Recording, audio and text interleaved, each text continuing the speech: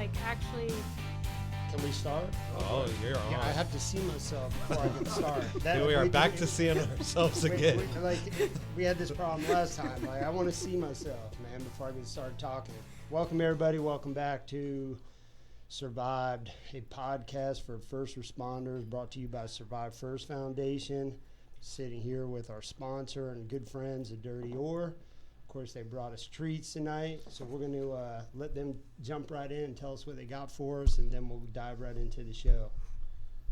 Cool, tell us what you got, Ozzy. Oh, this is Ozzy. Ozzy. Everybody, we Sorry, love Ozzy. I just assumed everybody out there knows Ozzy. Ozzy is a household name. Cliff Webster, what's up, buddy? Cheers, guys. Yeah, I'm Ozzy from the Dirty Ore Beer Company.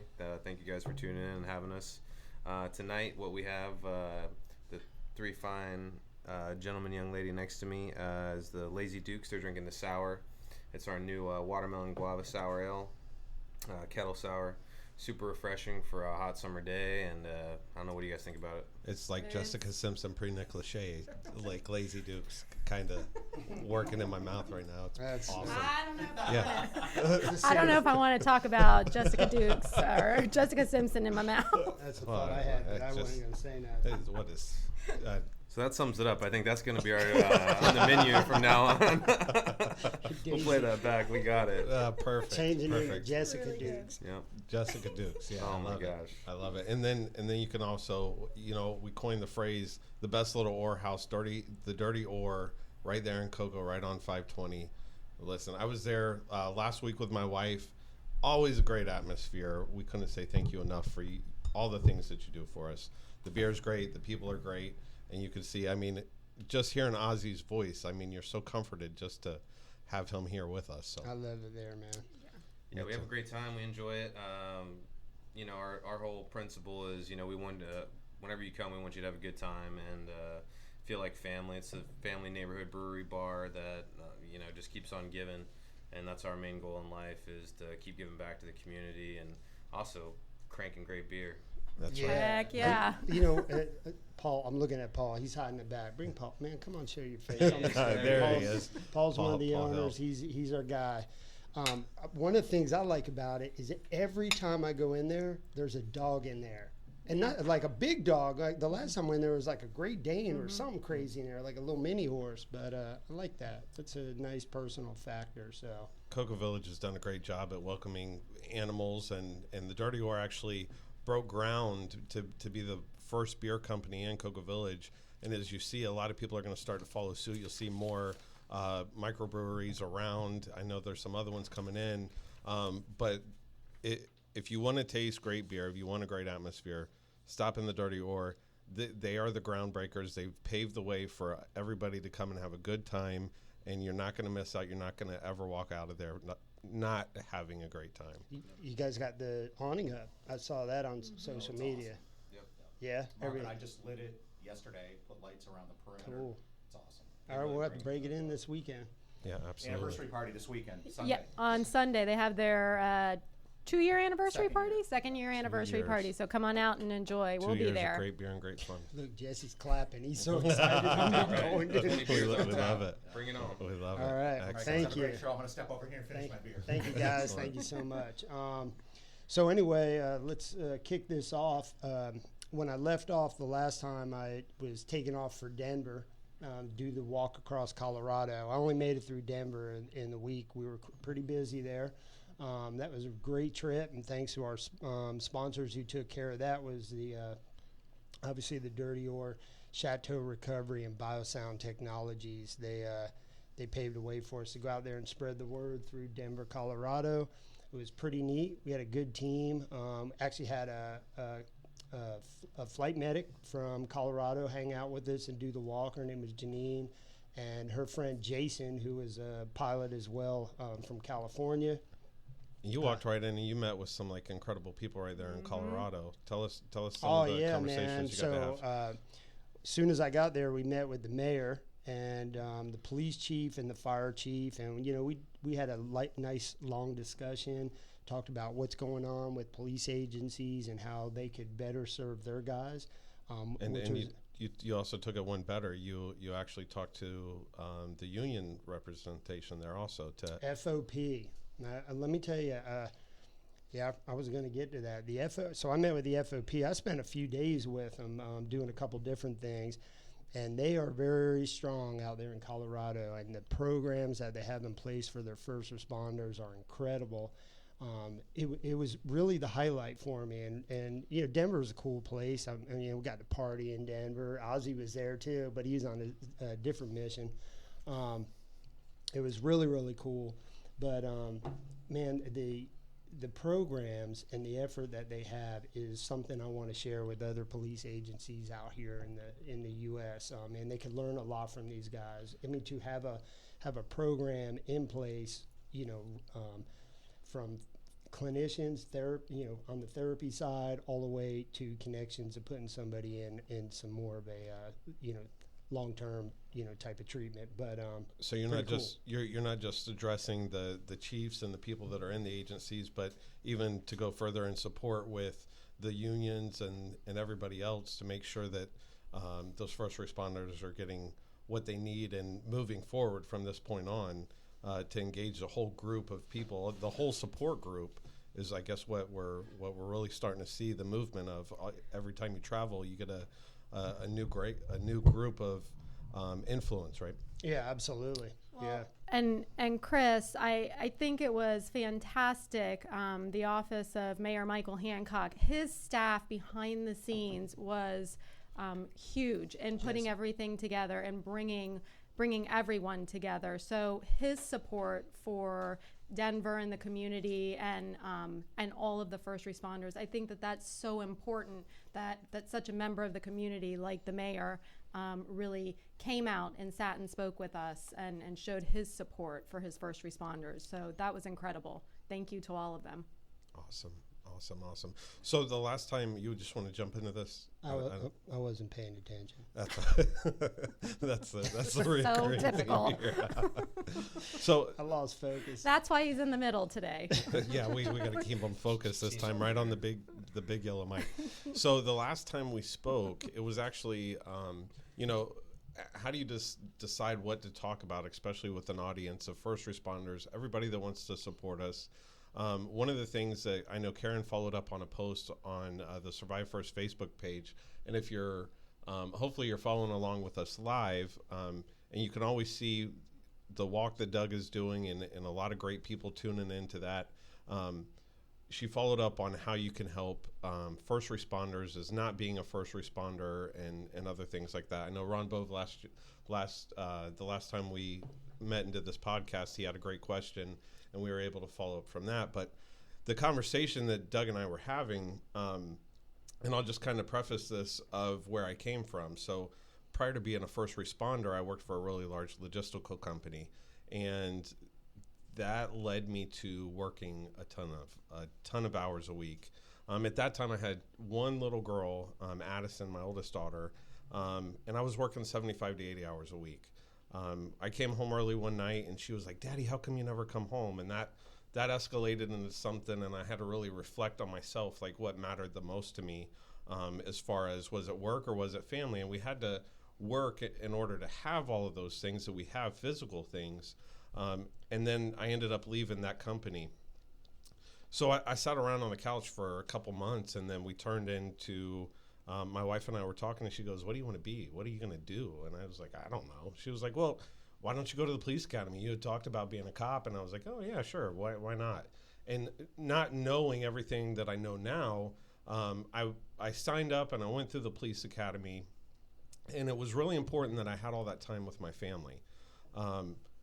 So I got really involved in the police department really quick. I had a great training group that, are a big influence in my life today, that men and women that I still work with.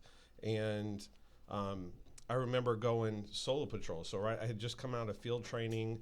I'm planning on, deploying at that time, and I'm not even off probation.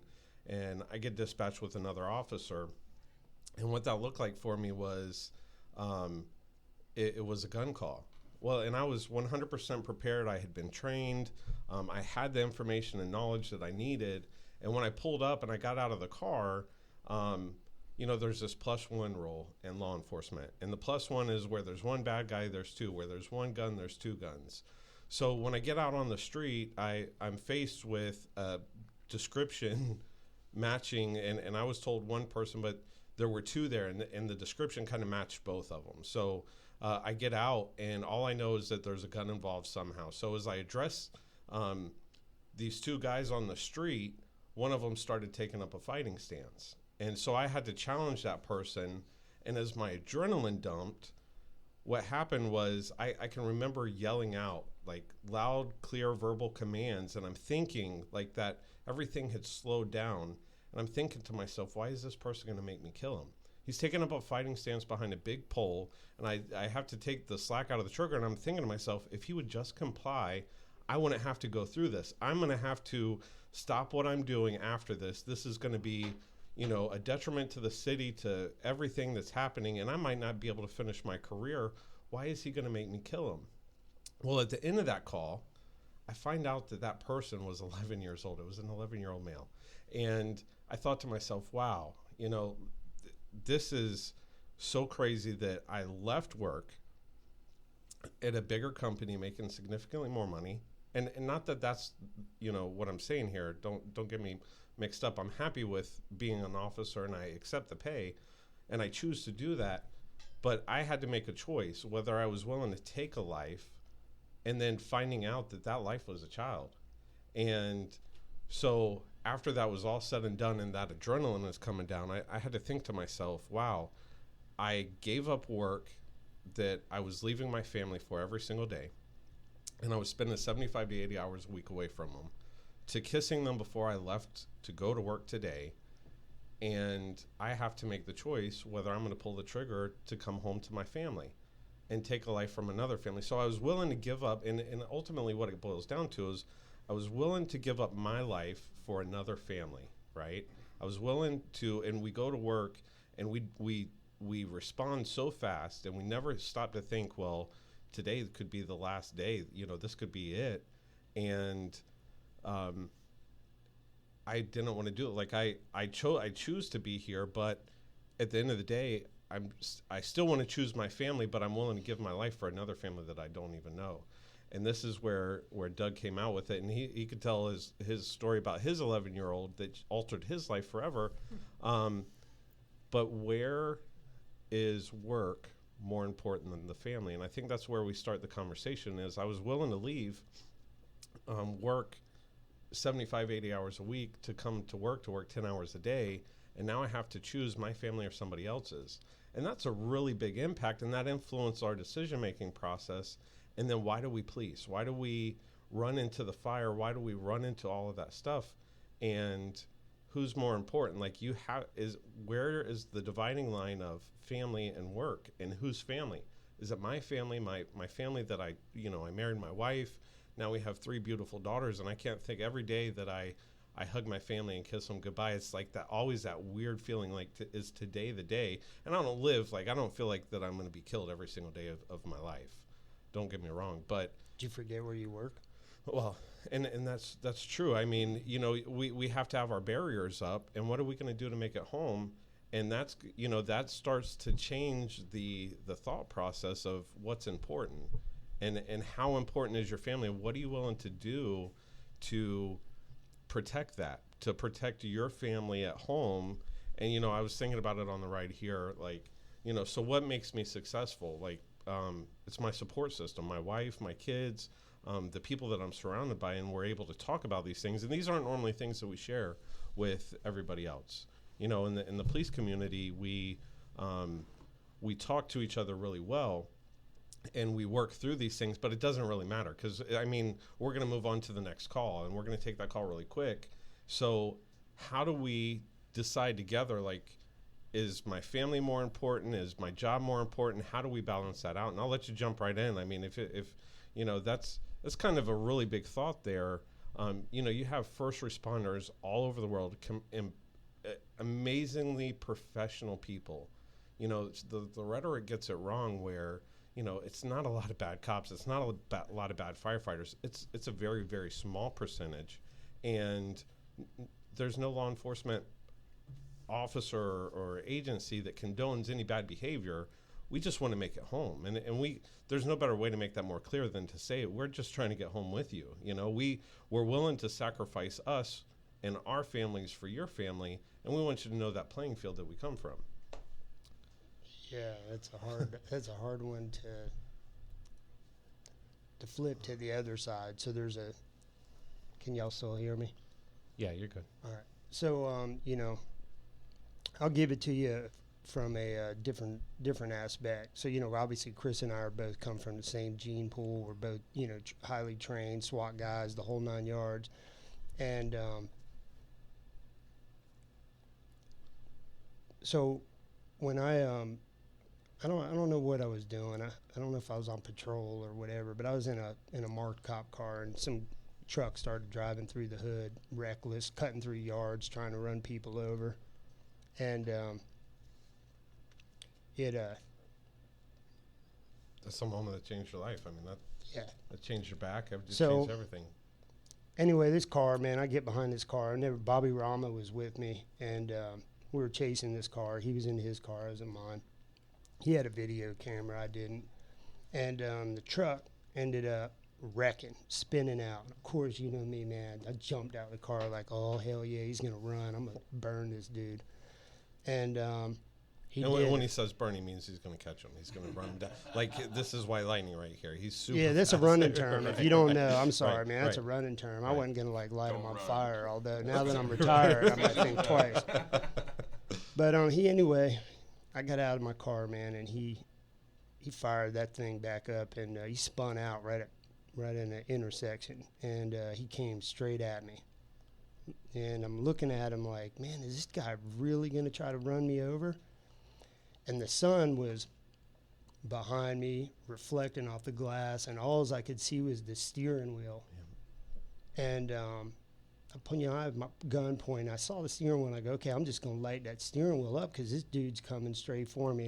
And it was an oh shit situation. Right. And all of a sudden, man, the blink of an eye, this little kid's head pops up between the steering wheel. And he was so small he couldn't look and push the gas at the same time. And he freaking rammed into my car, which rammed me into an oak tree and my door of my car, and trashed my back. And that was the beginning of the end for me. Didn't know it that particular day, but, you know, all this was going to be a catalyst of me trying to kill myself. And 11-year-old kid. You know what I mean? Right. And and ruined my life. Not just physically, but mentally, because I was in the peak of my Ironman days. That's all I cared about. That was my life. That's what saved me from law enforcement. I got to go home and you know, get all this extra fuel out of me. And then, so if you're not familiar, Doug actually, he's had multiple back surgeries, has a bunch of pins and needles and everything else in there. And that crash right there jarred his back and twisted it in a way that he would have to have surgery later on, and to the point where they would say that he couldn't even walk. And he shined through and he showed them, but at that point, that's a life altering event. You know, it changed him from being able to be the best runner, be the best sprinter, be the best cyclist, the best swimmer, all those different things. I mean, he was an Ironman. He still is an Ironman. It's kind of like being a Marine. You know, once you're a Marine, you're always a Marine. But he jumped in, and now he has to fight for that even more. There's a good underlying story there too, because I mean, he's walking proof every single day that, you know, if you don't give up and you fight hard, you can have, you know, and you have those goals, you can achieve them. And that's just kind of like a rabbit hole to this whole thing. But I mean, you've really been able to shine through that, you know. And every time you swim Alcatraz, that just blows my mind that, you know, even a crusty old man can continue. I just called you crusty, by the way. Okay, that you can still do it, you know, right? Yeah, man. I had to go back to doing that because I needed to show myself that I was, you know, still alive. I had to test myself and prove to myself that I still had that discipline. You know, I did Alcatraz as soon as I got out of the cuckoo house, whatever you want to call it. But anyway, defining moment, right? Right.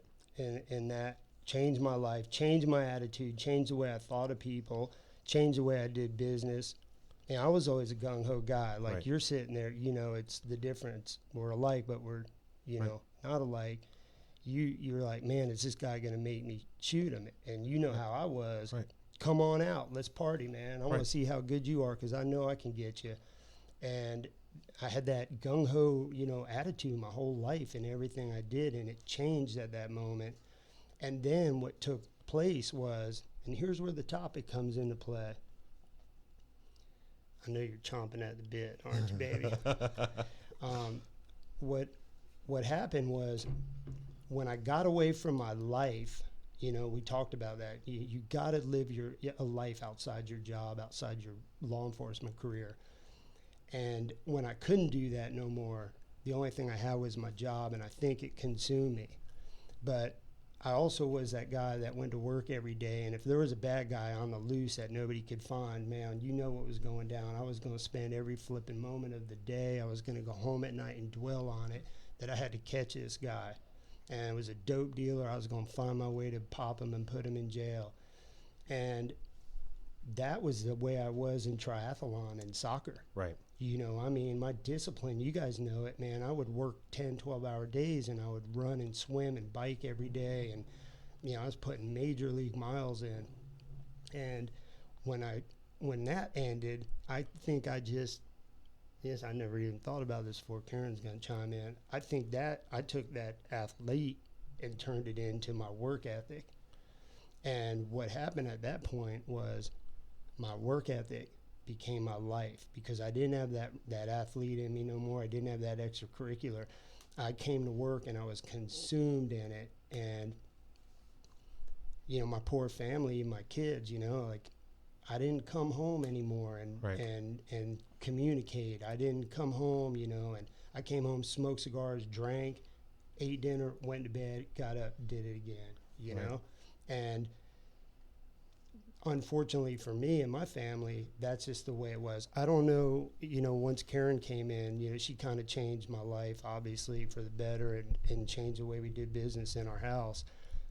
Was I like that? For a little while. Sometimes you're still like that, but we have I think it's a very different dynamic, first responder families. And so there definitely has to be that real support system, and spouses, you support your first responder, but you can't be afraid to step in and say, hey, time out. You know, we need a little bit of a break here.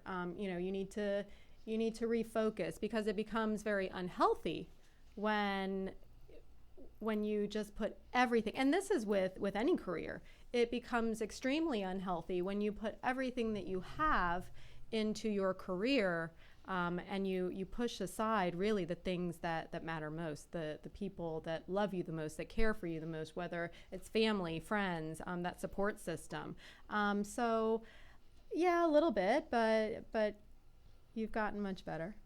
I kind of find it hard to, I don't think you can train this. I don't think you can, we're cut from a different cloth. And so, I mean, I was just like born into it. I don't know. It's just been something, and it's so cliche. I was called to do this, or I found that this is, you know, whatever. And like, we go to work and we work, and then we get, you know, it's hard to cut it loose and to say, okay, this weekend is my family weekend. No, this time off is my time off, and I'm going to disconnect from that. How many officers still, you know, several years after being on the job, you know, still leave that radio on? What's the purpose? Like, why do you need to hear it? Why do you need to get off?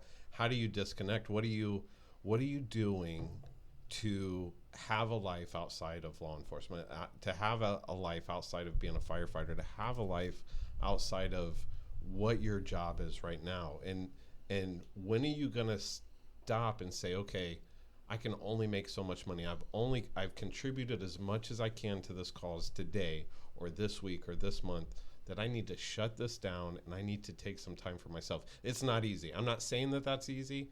So, I mean, reflect on yourself and say, what can I be involved in? You're not only a first responder. You're not only that person. Don't be, and this will come up. I mean, this is a great another segue into a whole nother conversation of who are you? What's your title? Like, does your title matter today? And no, it doesn't. You matter, right? And then how do you, who are you when you get home? You know. So Chris, just real quick. Yeah. I mean, coming from the outside, I mean, I'm a former Navy corpsman.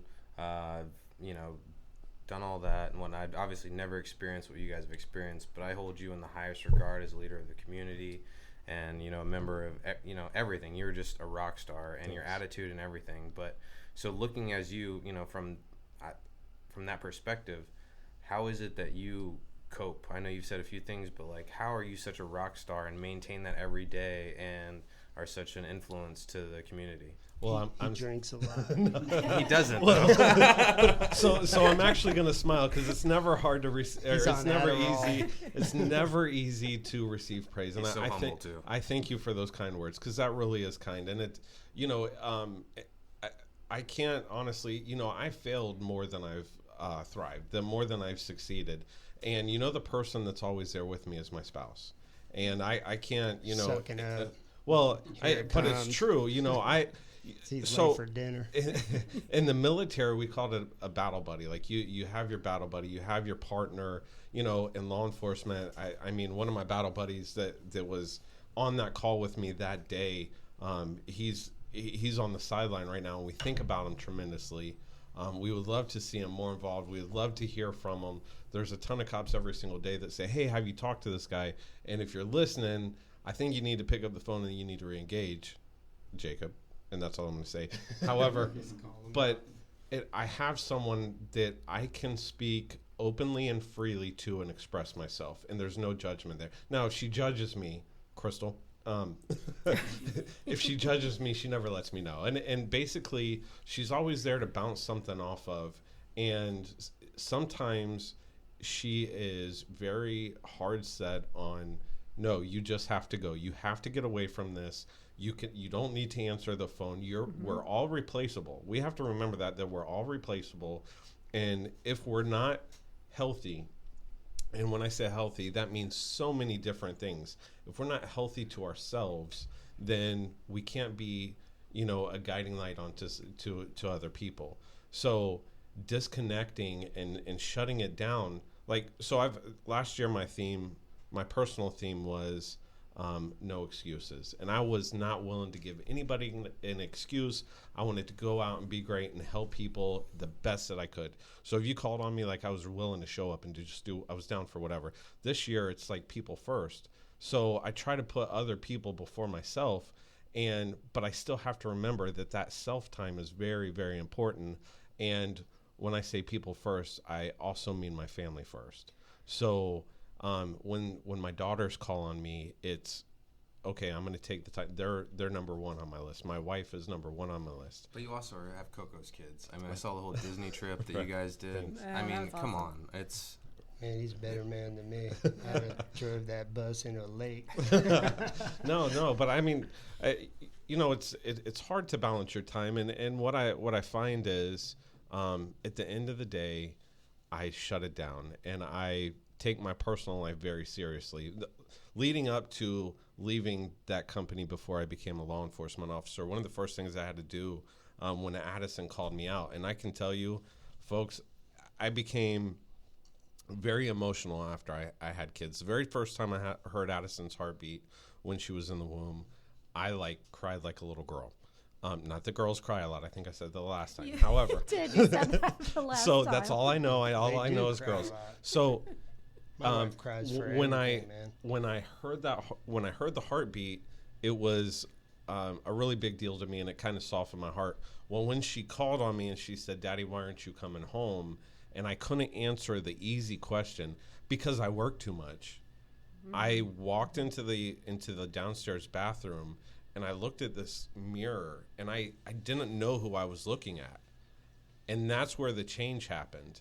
Of course, later on I would deploy and I would learn a whole lot more about myself. And the best way that I'm able to explain that is I started writing who I was. And when I say who I was, the very first thing I did is I wrote a physical description. And I wanted to describe myself to somebody that couldn't see me. That's kind of comical. So you just took out your pencil and paper and wrote it down. Literally. And I started writing that down and to describe myself to someone that couldn't see me. And that was so humbling to me because, it didn't matter.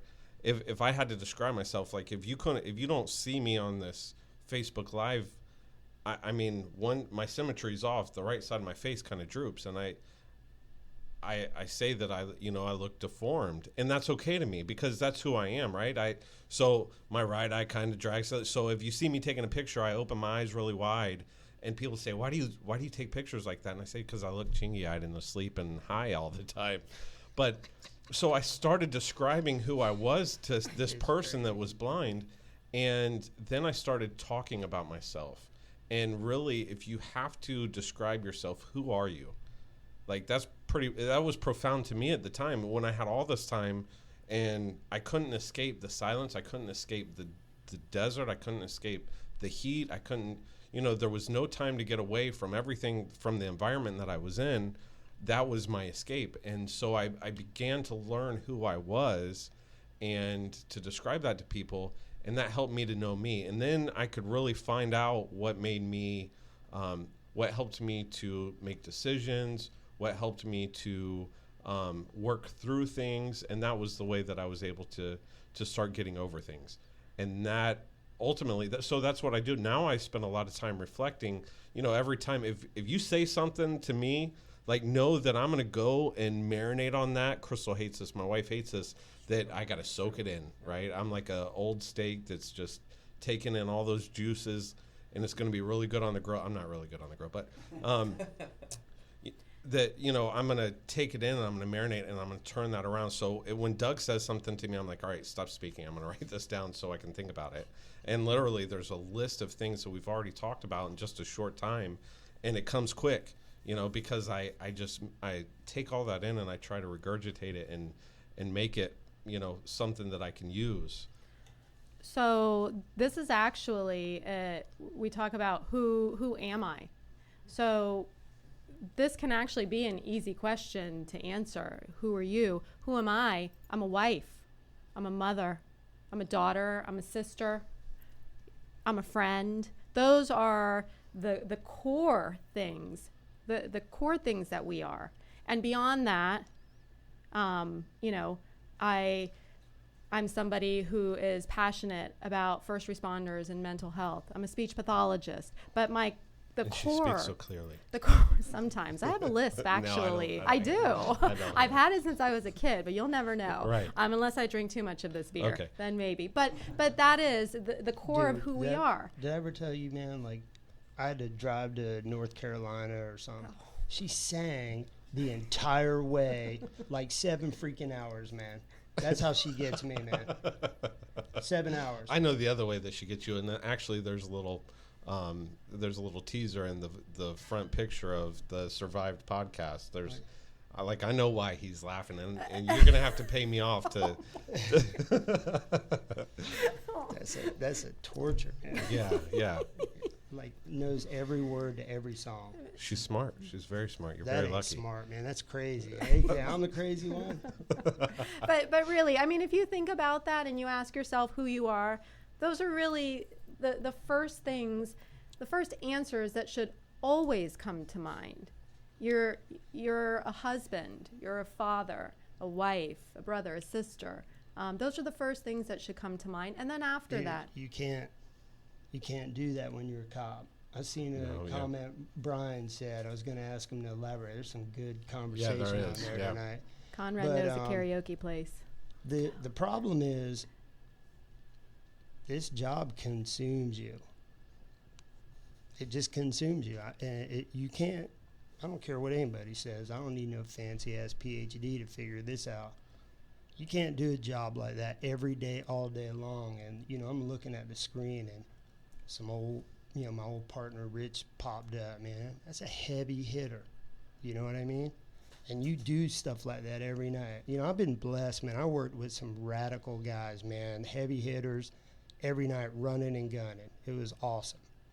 But you can't live that life and not get it out of your head. And I don't care what you do when you go home, it consumes you. You could be paying attention to your kids. You can be watching TV or, playing PlayStation, whatever it is that you do. But somewhere in your head, it's thinking about some crap you saw today or some crap you went out and witnessed, put up with at work. It's always there. It's what keeps them alive, too. But it doesn't mean, sorry, Chris, Go ahead. but it doesn't mean that, or it doesn't have to mean that the job is more important than the family. You know how Doug won me. So our very first meeting, and this is our love story here. Actually, you walk in, and every time you walk in, and you got to introduce yourself to everybody. I said, "Hi, I'm Chris," and Doug goes, "Hey, I'm Doug. Who are you?"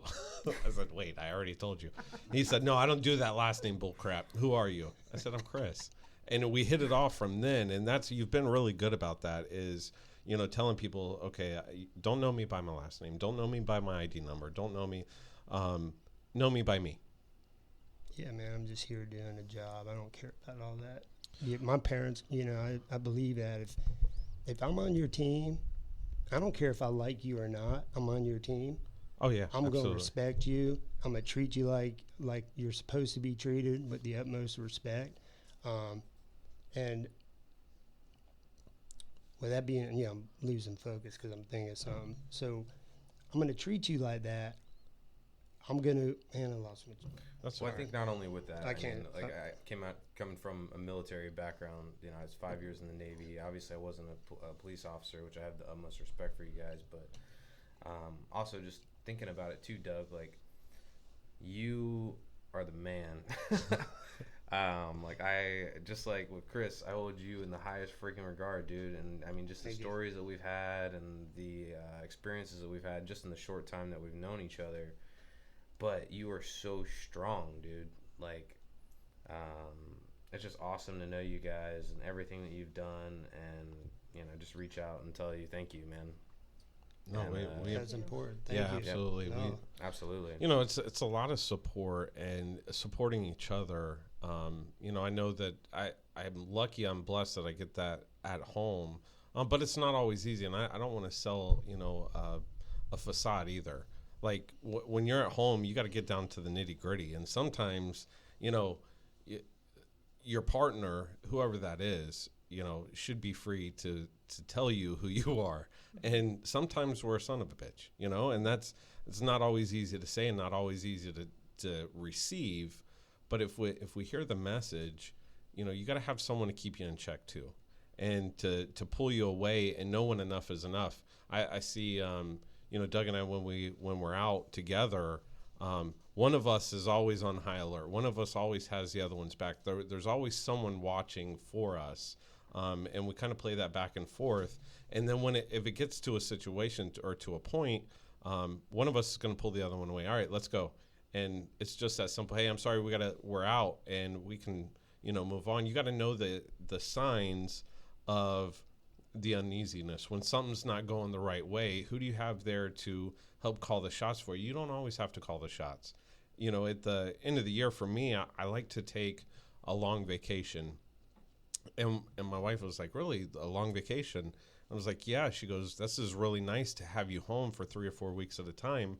And for me, that's time to recoup, and I call it my decision-making overload. This year, I've made enough decisions for everybody, including myself, that I actually need to sit down and just disconnect from that. And then daddy is fun because let's do whatever. I don't need to make the choice. Let's just go do it.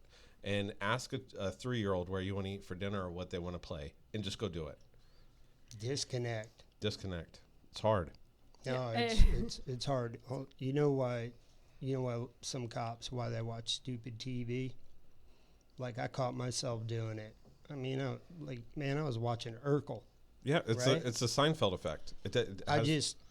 That was because I didn't even want to focus on anything that had any normality to it. Yeah. I didn't want to focus on anything that, would remind me of work, or your Right. brain is so exhausted that you gotta just tune it out to a whole different level in order to clear your head from the day. Problem with that is when you do that, you check out. Yeah. And that leads right back to the topic. I'm sorry, I had to shut myself off a few minutes ago. I was going to go off on a tangent. This wasn't the place. I don't mean to. No, that's weird okay. out, but We'll you see capture what I that mean? and I'll feed it back to you next time. I was going to say, even now, Chris, we work off of each other. Absolutely. I watch Doug, and we work very, very hard. With Survive First, and it's 24 hours a day, 7 days a week, and we're here for everybody. But every once in a while, I have to watch him, and I have to step in and say, hey, there's too much on your Right. schedule right now. We need to and that's shut it hard back. to say because we're doing something for a cause. But in the same aspect, if we can't remain healthy, then we can't help everybody else out there. So even if it's a quick, hey, time out, like the other day, I think was it yesterday that we were just sitting around the house and paperwork and phone calls and everything. And we were on a 2-hour conference call. And when that was over, it was the middle of the day. And I just looked at him and I said, get up. We're going to ride the tandem bike. The tandem bike. We're going to ride the tandem bike. is back. And it was like, 2:30 in the afternoon. It was 5,000 degrees outside, but we got on that tandem bike and we rode. We rode further than I think I wanted to ride. I was like, it's so hot. But it was such a nice break and a way for us to just, for an hour, decompress. Man, you know how many people gave me crap over the past couple of weeks about that tandem bike? Like my one buddy friend, he goes, hey man, thanks a lot. My wife wants me to go out and buy a tandem bike. Buy the bike. Yeah, they love you. Buy the bike. Mean, you're screwed now, but they still love you. That's why they're giving you a hard time. Buy the bike. Dave Ramsey, he says, sell the car. Now we can start something to say, buy the bike, right? Buy the tandem bike, spend the time It's together. awesome. Yeah. I needed the exercise, but I had to check, she had to shut me down, man, because I just been traveling and traveling, and all my friends are in Fort Lauderdale. They're doing work, man. They're at a conference speaking, and it's a great thing, and I really wanted to be there. All the guys I travel with, Vicky Right. and Thayer, and all these people are down there, and I said no. and my buddy Jay Dobbins wanted me to come do his podcast, and I was like, I can't, man. I got too much on my plate. I had to check out, and that sucks. But it has to happen, you know? It does. But the beauty of it is that we have developed a way that I can look at him and say, you're doing too much. You're going to burn out. He can look at his schedule and say, nope, I've got too much on my plate. I actually think that you just told me today you're going to be away for our anniversary. No, I was just Yeah. messing. Well, I was going to say, because I was That was mad, a joke. That man. was a joke. We're taking No, it I back. was- I was running if with you it. have Doug booked for his anniversary, that's a no-go. We're gonna cut that I off was the about table to right say now. no to that. Right. No, man. I was going to run with that all the way to the end. It ruined it. Oh well, I'm glad. I want you to survive. One more day, one more anniversary, for sure. That lad one won't come out and start cutting people. That's right. I love it. So it's important to actually know your role in the relationship Yes. too, because even if you're the first responder, you have a role to your partner, and that's also. I mean, you can save that by saying, "Hey, I need you to help me disconnect," or "Hey, I need you to disconnect so I can disconnect." Like we have to, be my battle buddy. Stay close to my side, fight through this with me. Know when, here's my signs. Okay, be vulnerable for a second. Tell them what makes you work. Tell them the secret to your success. And that's, hey, I'm overwhelmed. I need to get a new job. This job isn't for me. I want to disconnect. Or if the job is for you and you're just looking for an out, I don't know, hobbies. My kids are my hobbies right now, and I wouldn't trade that for the world. However, you got to find a time or a way to get away. And when I say get away, shut the cell phones off. These things, you don't need them. You got double barrels Well, right there. I was just going to say, we were very, very fortunate in the last couple of years. My family took us to Africa, and that's not easy we couldn't do that on our own, but Africa. It really was. It was the most amazing trip both times. But we totally learned what it was like to truly disconnect. No cell phone, no TV, no radio, no internet, nothing. It was just you had each other to keep each other company. And so though not everybody can hop on a plane and go to Africa, I would say find something that you can leave your phone at home, even if it's for an hour or two. Leave your phone at home, leave anything that connects you to the outside world. Like for us, we go paddle boarding. And everything gets left at home, and it might just be for an hour, and everything's going to be okay within that hour. Plus, like, leave your kids. Like, leave them home, man. They're annoying as hell. You know they are. This is Right. no. This is an adult conversation. Do it within the law, is what he means to say. Make sure that you have someone to watch your back. No. Listen, I have 2 words. 2 words. When my kids come up, I just look at them and go, beat it. Oh, stop. And then they're cool. Then they go play their game, and then I can go back to it. No, but we may have talked about this the other week, but that is important sometimes. I mean, if you have really young children, of course, you can't do that. But if they're at an age where they can stay home for an hour or stay home for a half hour, you know, one of the things that we do is we walk our dog every night, and that's our time. So I love to watch Doug when there's little kids in the room. He starts sweating. He's like, I gotta go. I don't know what this is going on here. This is like a disease. I'm here to tell you, kids aren't diseases. You can take them out with you. So I say the exact opposite of that. But no, you got to find your balancing act. What is Absolutely. important? Your time is important. Your mental health is important, and that starts with you making the decision to disconnect. To say, hey, I'm overwhelmed by this. And you don't even actually have to say I'm overwhelmed by it. Just pull yourself back a second. Take a breath. And spouses, don't be afraid to step in and say, this is what I see. We need a little bit of a break. Don't be afraid to go in there and slap the snot out of them. That's what she wanted to say. That's what she wanted to say. I'm just, this is truth radio right here. Let's give Dirty War a little plug right now. I think we might get in trouble. We love the Dirty War. This is great. Ozzy, tell us about this beer again. Ozzy back here. No, don't try to throw this back at me, Chris. Oh, I tried. I tried. Hey, so let me close this out on my end here. I was saying about, my kids, how I say beat it, which I do that. But I just said doo-doo. Doo-doo. Yeah. So I do that. The doo-doo that you do. And that all comes from a lot of trauma, man, where when I disconnected too much, I could never come back from it. My family's been pretty good. And then after I lost Cameron, and I just couldn't be around kids. I couldn't be around nobody, man, because my heart's so broken. It's hard to this day to be around any kids for me. Karen will tell you, I can't even walk by the toy aisle in the store. But luckily for me now, that I'm trying to get better, a little age on me, but my kids are at a cool age. Yeah, man. they are. Yeah. Yeah, like I just, for the first time, went out, had a drink with my son. He's in the Air Force, I went to hang out. How cool was that? Yeah, that was pretty neat. And my kids I'm still years from that. They're making great decisions. I'm super proud of them, and I get to conversate with them and laugh and act like I do here. I'm no different with my kids than I am anywhere, and so that's a good healing process. And my message behind it is, if you have to force yourself, I did, and sometimes I do because I just like to disconnect and be by myself. Force yourself to be around your family.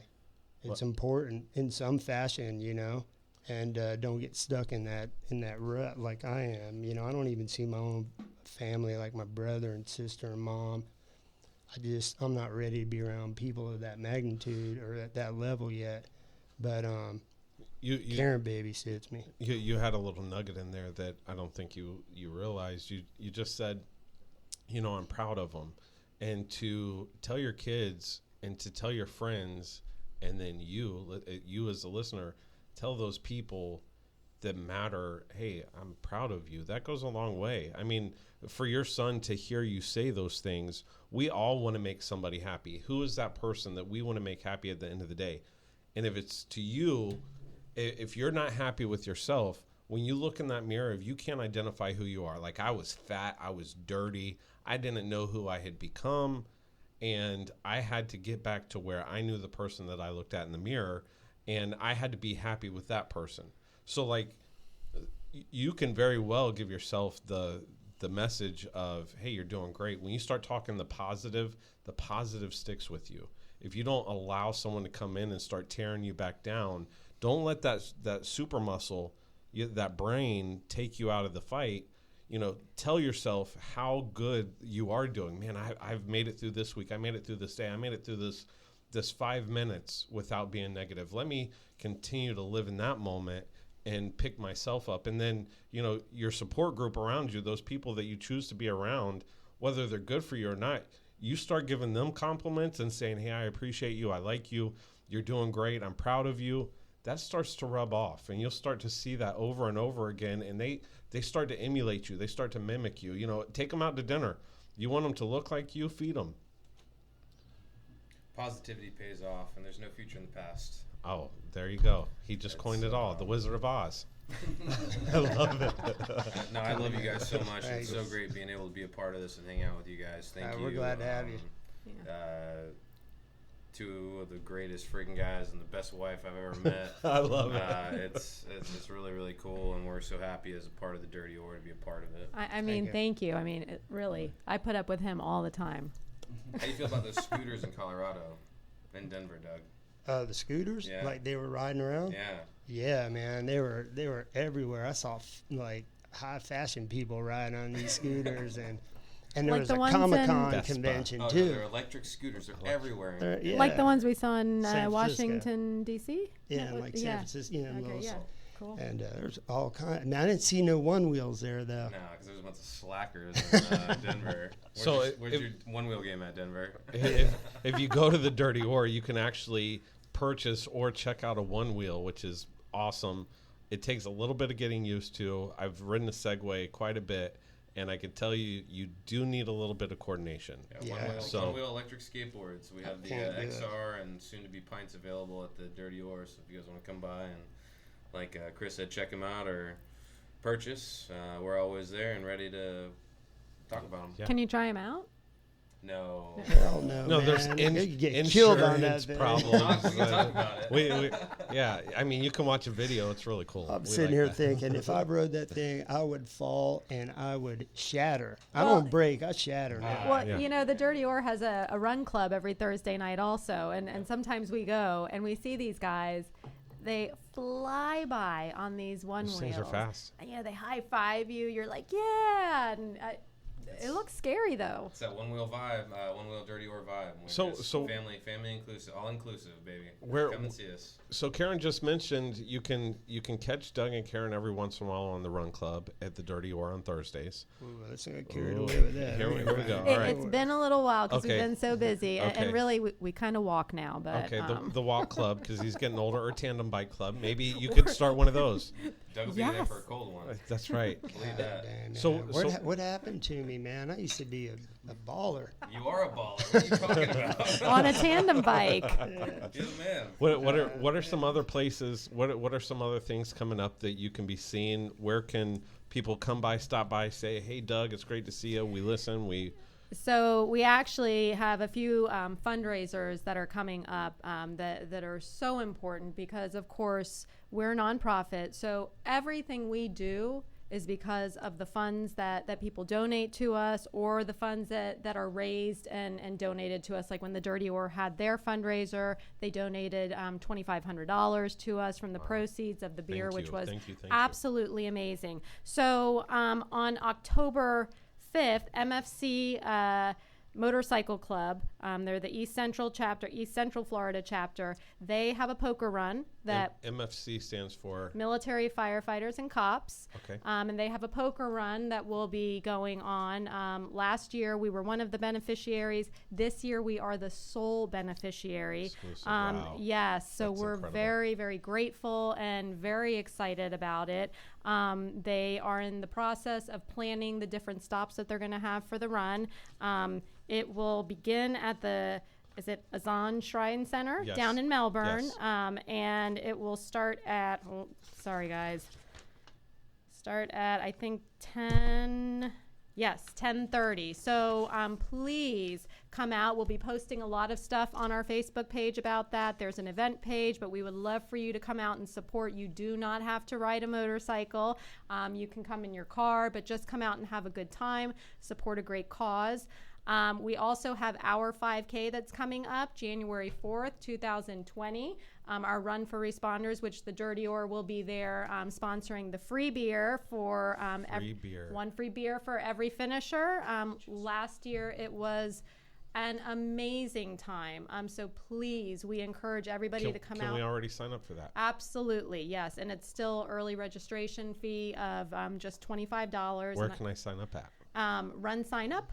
So Run Sign Up. we actually have a event page on Facebook, and there's a link to Run Sign Up right on our event page. So I would encourage everybody. It's going to sell out this year. What are some other thoughts for big events coming up We for got Survive First? the other 5K. There's the IAP 5K that is November 9th. We are one of the beneficiaries for that as well. That will be held down in Satellite Beach. So that's November 9th. You can also sign up for that on Run Sign Up as well. Or if you have any trouble finding it, you can always email me at Karen@survivefirst.us, and I can get you all of the information that you need.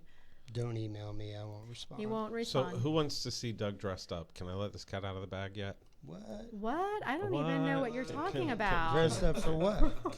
Can we like throw a shindig where we all like put on some fancy clothes and get together? Oh, yeah. Oh. Yeah, I thought you suckered me into some crap. Oh, yeah. man. I don't think we're throwing that one out there yet. Okay. But- All right. but we Well, do- stay tuned. yes. That means you got to come back Yes. and listen and find out some more information. Stay tuned, because that when we do announce that, it will be a huge announcement. Awesome. All right, So so- the way that we can stay connected. Here's your plug. Here's your plug for your Facebook page. Oh, the way that we can all stay connected. That's correct. Of course, you can come on, join us on Facebook, like us, share our page. Please We ask love your that. friends to come and like our page. We are also on Instagram, Survive First Foundation. So please get on there, share that page, follow that page. And then also our website is www.survivefirst.us. We do have a newsletter, so I would encourage everybody to please go and sign up for our newsletter on our website, because that keeps you updated on everything Survive First. And of course, come back every other week and join us here on our podcast. Or Jesse, you might have to help me out with this. 1 second. And also, what time are you guys going to be at the second anniversary for the Dirty Oar Beer Company this Sunday, September 1st, Sunday? You forgot Sunday, about September that. 1st. You guys are going to be there, right? What time do the doors We will open? absolutely be there. You guys are open all day, right? Well, Noon to 10. noon to 10. We probably will, I would say, what do you think, babe? 1 o'clock. I love him after 1 o'clock. He smells fresh. That's Doug. He gets that workout, that walk in the morning. He needs to reset, rejuvenate, and then you can catch him in his Dapper Threads. Always a good T-shirt that he's wearing. Dapper Threads. I love it. I love it. That's a sick shirt. I know Survive First also has a vendor's tent at the Space Coast Police Canine Competition. That'll actually, Yes, we you will. can come out and see us October 12th at Cocoa High School. Mm-hmm. There's a great event there. And then again, October 26th, there's a huge concert coming to Cocoa Village. You can find that on Eventbrite, and there's 3 headliners there: Foghat, Savoy Brown, and Pat Travers. I got to plug that. If you want to get tickets, you can hit Eventbrite, and also you could stop in after you leave the Dirty Oar and hit timeout. They actually have the physical tickets there to hit. So if you find yourself in Cocoa Village, make sure you stop by the Dirty Oar, and then you could get a special photo op with Doug and Karen as they're in and around the village a lot of the time. You didn't know that, did you? If you're lucky. No, well, we'll be at the Dirty Oar on Sunday. I would say somewhere maybe 3-4 o'clock. So Yeah. somewhere around there. So come see us. Come to the Dirty Oar. The best little oar house in Cocoa. Yeah, I love that's that. an awesome I place. love that. Y'all are great. Thanks for all the you guys participation. so much Everybody for that having plugged me. into us. Let me Any final Close thoughts? out. Yes, absolutely. Hit it. Well, I was gonna say after we shut down tonight, you can find us on Space Coast Podcast. Did I say that correctly, Jesse? Because I always have trouble with that with the speech. And then also on iTunes. Yes. Spotify. Anywhere you follow or listen to podcasts.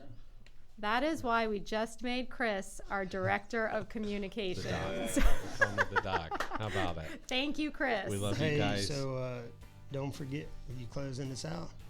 A little bit. I thought everybody was heading that way. Yeah. All right. Never mind then. Well, what were No, you going go to for say? No, say it. Nah. I was fading in softly. No, I was just gonna tell everybody, make sure you call somebody, man. Check Tell on them you love them. Yeah. Check in. Yeah. I that's love it. you guys. Y'all be safe.